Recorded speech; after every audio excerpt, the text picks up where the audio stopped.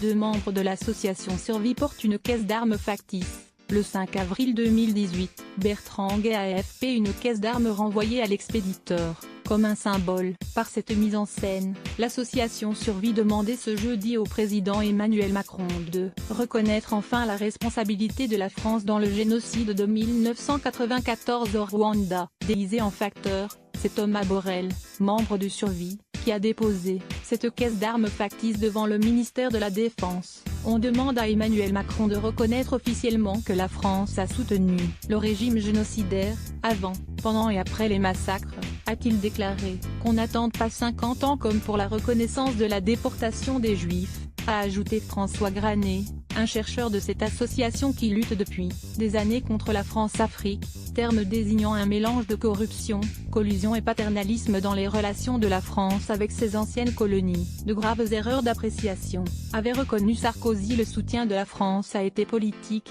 médiatique, diplomatique et surtout militaire. Or, le plus visible dans le soutien militaire, ça a été la livraison d'armes au gouvernement du génocide, a-t-il affirmé, en marge de cette action menée devant le ministère des Armées de l'époque, rue Saint-Dominique à Paris. Selon l'ONU, environ 800 000 personnes, principalement au sein de la minorité Tutsi, ont été tuées en 3 mois au cours des massacres déclenchés au lendemain de l'attentat qui a coûté la vie au président Hutu Juvenal Habyarimana, le 6 avril 1994. Le président rwandais Paul Kagame, arrivé au pouvoir après le génocide, accuse les autorités françaises d'avoir soutenu le pouvoir Hutu et d'avoir été un acteur des tueries. Paris a toujours catégoriquement démenti toute implication dans les massacres. En 2010, le président français Nicolas Sarkozy a reconnu lors d'un déplacement à Kigali de graves erreurs d'appréciation de Paris, qui a soutenu jusqu'au bout le régime du président Hutu Juvenal Habyarimana, et une forme d'aveuglement,